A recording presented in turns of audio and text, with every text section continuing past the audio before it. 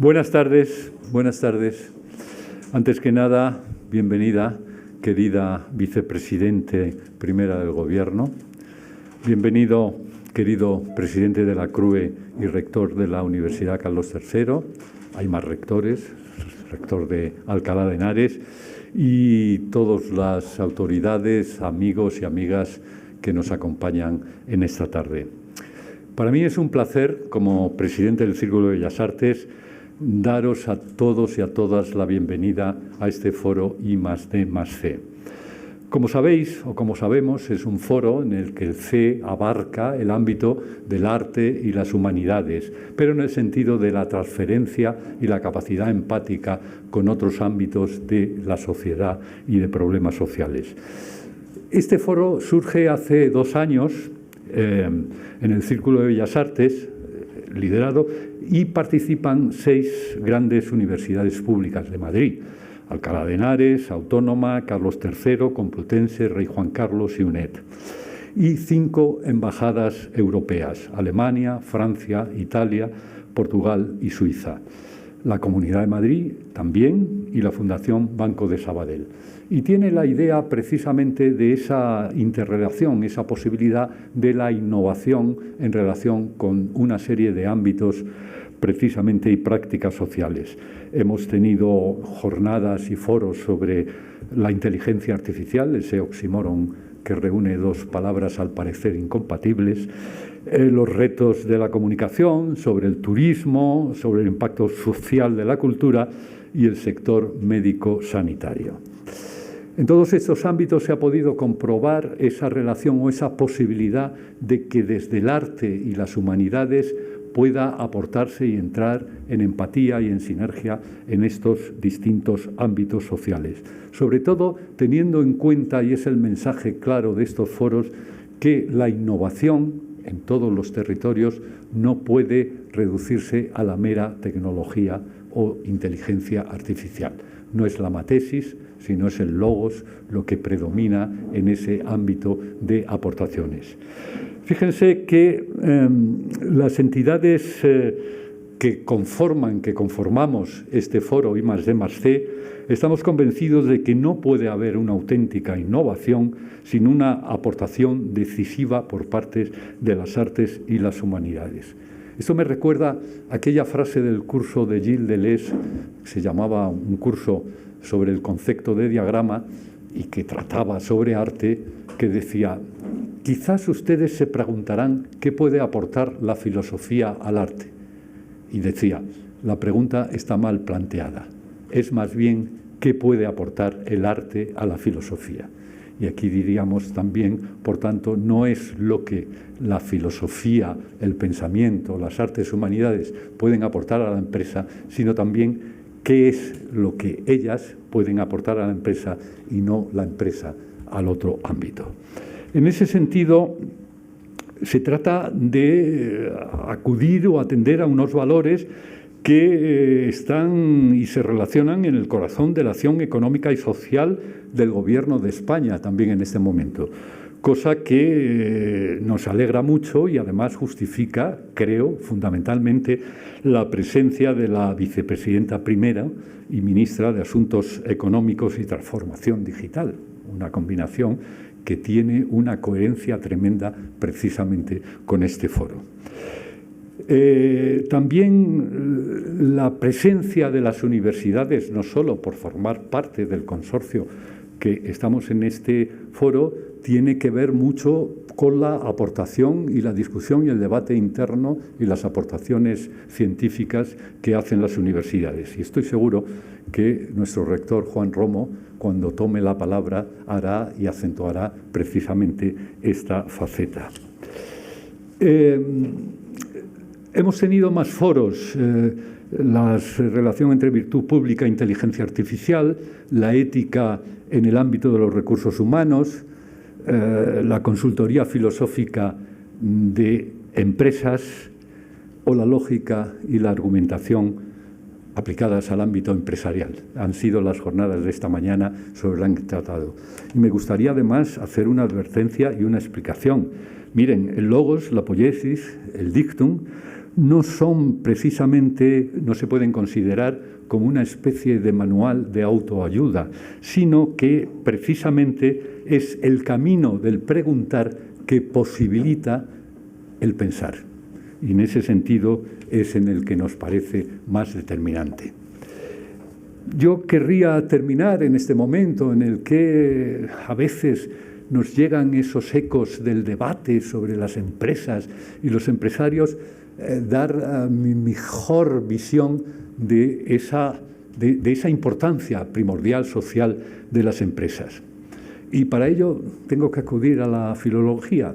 Fíjense, empresa viene de ese latín prendere o preedere, que es el prender y que por tanto es un derivado, empresa, del prender. Hemos realizado una empresa, tenemos un objetivo, una gran empresa histórica, etcétera.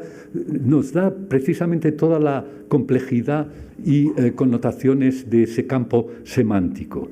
Y les digo que ese preedere latín tenía el significado de atrapar, de sorprender, pero también en el siglo XIV ya se decía prender enmienda, que era recibir satisfacción. Y estoy seguro que es lo que se le reclama y puede dar las empresas. Y termino además con una cita de Cervantes que posiblemente da la utilización más hermosa y potente del sentido último del concepto de la palabra empresa, que dice: ella le dio muy ricas empresas, y que tenía el sentido de prendas, preseas, regalos. Y eso es lo que esperamos, y sobre todo estas sesiones. Muchas gracias.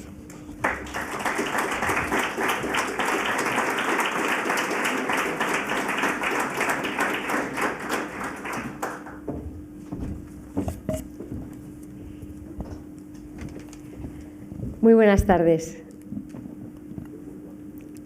Queridos amigos del Círculo de Bellas Artes, rectores, secretaria de Estado, bueno, amigos y amigas, ¿no?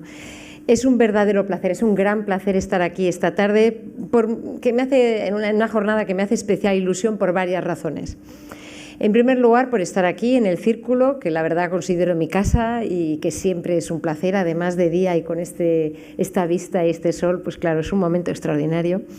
En segundo lugar, porque me da la excusa de salir de la realidad diaria y de las reuniones que tengo antes, que tengo después, para pensar, para salir un poco de lo inmediato, lo rápido, lo urgente, y reflexionar y compartir reflexiones sobre temas que son verdaderamente importantes, claves, a los que también dedico muchísimo tiempo, pero que sin embargo tengo menos ocasión de referirme en público. Y en tercer lugar, porque en este caso creo que habéis dado en el clavo con la idea de reflexionar sobre las artes y las humanidades y la actividad empresarial. Además, un tema que tratáis, que se trata, es un momento particularmente oportuno, creo yo, para esta reflexión, porque estamos en medio de un proceso de una verdadera revolución industrial, una revolución tecnológica. Hablabas tú precisamente, Juan Miguel, de la digitalización, de esa inteligencia artificial, y se están produciendo cambios de una gran profundidad que nos interpelan y sobre los cuales tenemos que actuar lo antes posible si no queremos que se orienten en una mala dirección. Y como tú muy bien decías, esta es una parte clave, central, en el núcleo de la acción del Gobierno desde 2018 y sobre todo con todo el proceso de impulso de la digitalización que hemos podido poner en marcha con el Plan de Recuperación y los fondos europeos Next Generation. El otro día estaba entregando el premio del Foro Nueva Economía a nuestro querido amigo Josep Borrell, que compara, y en ese momento comparaba yo la tarea que estamos realizando en estos años con tratar de convertir un coche que se ha acomodado a las autopistas en un avión y luego, cuando estás en pleno vuelo, convertirlo en un cohete, teniendo que reparar el motor y atender a todos estos cambios y a abordar las urgencias en pleno vuelo. Y es un poco la sensación en estos años en los que el cambio tecnológico se ha acelerado vertiginosamente como consecuencia de la pandemia, y yo creo también ahora como consecuencia de la guerra que vamos a ver otra aceleración vertiginosa de todo el proceso de la economía verde, de la transformación ecológica. Y además estamos en un año en el que en la segunda parte vamos a tener la presidencia española y tenemos la posibilidad de marcar un poco la agenda del debate europeo y poner justamente en el centro de esta agenda el debate sobre los derechos digitales, que no es otra cosa sino cómo garantizarnos una digitalización humanista, que ponga en el centro a las personas, que yo entiendo también como esa síntesis de arte, empresa que estáis planteando en este seminario. Y coincido absolutamente con dos de los principios que tú has expuesto y con las imágenes que tenemos a nuestro alrededor para este debate. En primer lugar, que no se trata de un cambio tecnológico solo, o no es un cambio en el que tengamos que hablar solo de ciencia y tecnología. Es un cambio que está transformando profundamente nuestra forma de relacionarnos en la sociedad, el funcionamiento de nuestros sistemas políticos, el funcionamiento de las empresas, las relaciones humanas, nuestra vida, en definitiva, en todas sus facetas. Y es un momento en el que estos cambios tan intensos generan ansiedad, generan miedo con respecto al futuro. Hay una cierta futurofobia, ¿no? ¿Qué me depara el futuro? ¿Voy a mantener mi empleo o no? ¿Cuál va a ser el futuro de mis hijos? ¿Va a alterar esto nuestros derechos democráticos? ¿Cómo voy a poder desenvolverme con los servicios públicos en el nuevo ámbito digital? ¿Qué pasa con las brechas? ¿La brecha de género se va a agrandar o no con estas nuevas tecnologías? Son muchas las cuestiones que nos bombardean constantemente. Y decía que coincidía no solo con lo que decía, sino con la imagen del foro, porque esta imagen tan inspiradora que tenemos en el estrado y en las pantallas refleja un poco esto, ¿no? Esta imagen de caos y de confusión y una flecha que nos marca hacia dónde tenemos que ir. Porque yo creo, estoy convencida de ello y estarán ustedes de acuerdo conmigo, que el futuro no está escrito, parece evidente, ¿no? Que depende de lo que nosotros hagamos y justamente estamos en el momento de tomar las decisiones que van a marcar el futuro de nuestro país en los próximos 10 o 20 años. Y está en nuestra mano decidir si este proceso de digitalización y también de cambio climático nos va a llevar a ese futuro distópico que vemos en las películas, de destrucción, de falta de expectativas en realidad para el ser humano, ¿no? No sé si expectativas o ganas de vivir, ¿no? en ese futuro que nos pintan muchas veces, o sin embargo vamos hacia un futuro más utópico, o yo diría más realista, un futuro en el que protejamos nuestros derechos y nuestros valores constitucionales, hagamos de las nuevas tecnologías una garantía de inclusión social, nos aseguremos de que contribuyen a reducir las brechas y la desigualdad que marcan nuestra economía y nuestra sociedad. Tenemos empresas con una mayor participación de todos los agentes económicos, imbricadas de una manera más armónica, más armoniosa con la sociedad en la que operan. Hombre, yo creo que entre la distopía y la utopía pues tenemos que, como decía, construir ese futuro real, posible, y en eso en realidad es en lo que estamos empeñados, con toda una agenda de reformas que no son solo importantes desde el punto de vista tecnológico, son reformas relacionadas con el sistema educativo, con la formación profesional, con la ciencia, están relacionadas también con el mundo de la cultura. Es un programa de reformas que verdaderamente va mucho más allá de lo que normalmente oímos hablar, la reforma laboral, la reforma de las pensiones, y que trata justamente de articular un marco normativo que se adecue a esta nueva realidad y ese futuro que queremos construir. Y un marco de reforma que se ha visto impulsado de forma decidida por los fondos europeos Next Generation y todo el programa de inversiones que estamos desplegando. Inversiones que están relacionándose con la tecnología, las infraestructuras, la conectividad, la banda ancha, el 5G, la inteligencia artificial. No voy a hacer ningún chiste al respecto. Tecnología. En segundo lugar, la economía, incluyendo el sector público y las empresas, muy especialmente las pymes. Y en tercer lugar, las personas, asegurándonos con programas como Generación D, todos los programas de competencias digitales, asegurándonos de que el conjunto de la ciudadanía, desde los niños en la escuela, la educación superior, a las personas mayores, tenemos acceso a estos nuevos servicios, la nueva realidad digital, y podemos aprovechar plenamente y con confianza lo que nos brindan las nuevas tecnologías. Y termino con esta reflexión, yo tengo mucha confianza. Yo creo que esta idea de que el futuro depende de nuestros actos nos tiene que dar mucha confianza, en particular en España, porque cuando uno mira atrás, España es un ejemplo de éxito extraordinario desde que llegó la democracia, de éxito desde el punto de vista económico, desde el punto de vista social, desde el punto de vista de la participación de las mujeres. Veo hoy muchas aquí y algunos amigos que acabo de ver. Es un ejemplo de éxito absolutamente extraordinario, del que nos tenemos que sentir muy orgullosos y sobre todo confiados, ¿no? Hemos sido capaces de hacer cosas fantásticas. Pero sin irnos tan lejos, en estos últimos años España ha respondido bien al reto de la pandemia, al shock que hemos sufrido desde el punto de vista sanitario, por supuesto, también desde el punto de vista económico y social. Estamos respondiendo bien a los retos derivados del impacto de la guerra y yo creo que partimos de una base sólida como para poder encarar con confianza estos retos y confiar en que la tecnología, con una orientación humanista centrada en el ser humano, nos va a permitir abordar el cambio climático, nos va a permitir abordar y encauzar bien la digitalización y nos va a permitir, por tanto, evitar esas escenas y esos futuros distópicos que muchos se encargan de alimentar constantemente. Confianza en nosotros mismos, determinación y con un objetivo muy claro a medio plazo. Estaba pensando que hablando en un foro tan lleno de intelectuales tengo que hacer una cita, ¿no? Y te escuchaba a ti siempre, ¿no? Tiene uno que terminar con una cita y yo siempre recurro a la más manida, que además se aplica perfectamente aquí, que es caminante no hay camino, ¿no? No hace falta ir más allá para entender de todo lo que estamos hablando. Pero busqué, por si acaso, plan B, en este momento una cita de John Maynard Keynes, ya que estamos hablando de economía, que decía que el principal problema de la humanidad es combinar tres cosas: eficiencia económica, justicia social y libertad individual.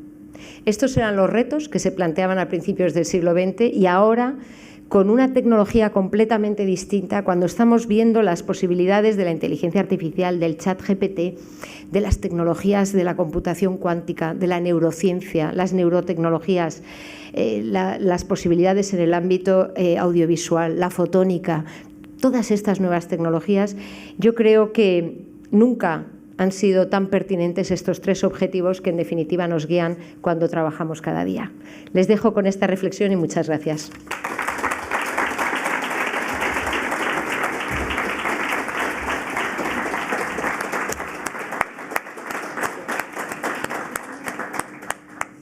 Querido rector,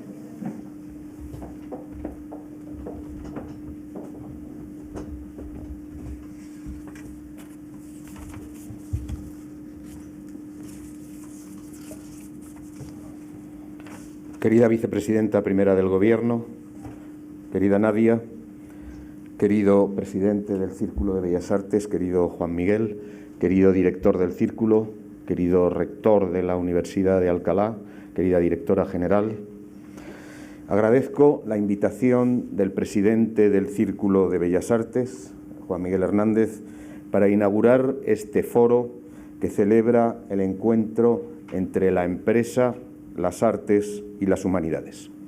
Quiero comenzar resaltando el papel imprescindible que juegan nuestras universidades en la transferencia del conocimiento a la sociedad y en generar la investigación y proporcionar la formación que permitirán crear un tejido empresarial más rico y que favorezca un mayor desarrollo social.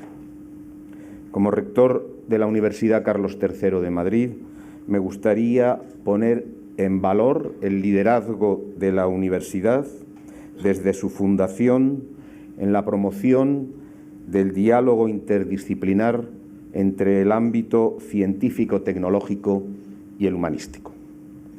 Estoy seguro de que a lo largo de la jornada de hoy ese diálogo se verá reforzado, iluminado, inspirado por las distintas intervenciones y por los proyectos que se van a exponer.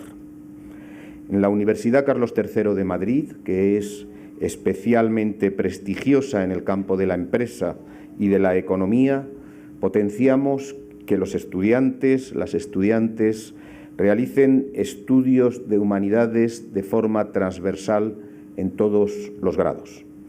Partimos de la convicción de que los estudios humanísticos son indispensables para una formación íntegra que proporcione capacidad crítica y una perspectiva más completa a quienes queremos que sean personas responsables y con criterio. Por supuesto que los avances científicos y tecnológicos son primordiales en el desarrollo de las empresas y del tejido industrial y empresarial de un país. Pero igualmente importante resulta fundamentar los valores éticos que deben guiar dicho desarrollo. La comprensión de las consecuencias que la actividad económico-empresarial y la innovación pueden tener en la vida de las personas. El planteamiento de límites éticos a esa extendida impresión de que cualquier avance tecnológico es positivo solo por el hecho de ser posible. Tenemos, por ejemplo, en estos días, numerosos ejemplos de los desafíos que nos presenta el progreso de la inteligencia artificial. Para no fallar con las citas, querida vicepresidenta, me gustaría recordar aquí las palabras del conocido profesor italiano Nuccio Ordine, autor del exitoso manifiesto La utilidad de lo inútil, cuando afirma que los saberes humanísticos y artísticos son ese líquido amniótico en el que se permite el desarrollo de la democracia, la justicia, la libertad, la igualdad, la solidaridad y lo que él llama el vigoroso desarrollo del bien común. Es evidente que ese bien común tampoco sería posible sin la riqueza social que generan las empresas y la actividad económica, puesto que la historia nos enseña que pese a los abusos cometidos, la prosperidad de una sociedad mejora la vida de sus ciudadanos, de sus ciudadanas, mejora la educación, la salud, la calidad de vida e incluso la propia actividad artística y cultural. Sin el arte y la cultura no es posible un desarrollo pleno de cada persona o de la colectividad. Lo pudimos comprobar durante la pandemia, la manera en que las actividades culturales nos acompañaban, nos daban esperanza, desde la lectura en casa hasta las visitas digitalizadas que pudimos hacer a museos y otras instituciones, o las charlas, talleres o creaciones que se pudieron seguir online, porque la tecnología, cuando se alía con el conocimiento humanístico y las artes, permite el acceso de todas las personas al tesoro de la cultura y nos hace más iguales y más libres. Para finalizar, querría recuperar también otras palabras de Nuccio Ordine, en las que realza la importancia del saber humanístico contra el delirio de la omnipotencia y el utilitarismo, contra los valores fanáticos y el dogmatismo, porque son saberes que se basan en el cuestionamiento crítico. Dice Ordine, la duda no es enemiga de la verdad, sino un estímulo constante para buscarla. Las universidades, el Círculo de Bellas Artes, son lugares privilegiados para promover ese diálogo entre saberes, contribuyendo decisivamente al crecimiento económico de nuestra sociedad, pero también al enriquecimiento personal de sus habitantes. Felicito al Círculo de Bellas Artes y especialmente a su presidente, Juan Miguel. Felicito también a la presidenta por apoyar, y se lo agradezco, este tipo de iniciativas que espero que se repitan frecuentemente. Y les dejo ya con la primera sesión de este foro. Muchas gracias.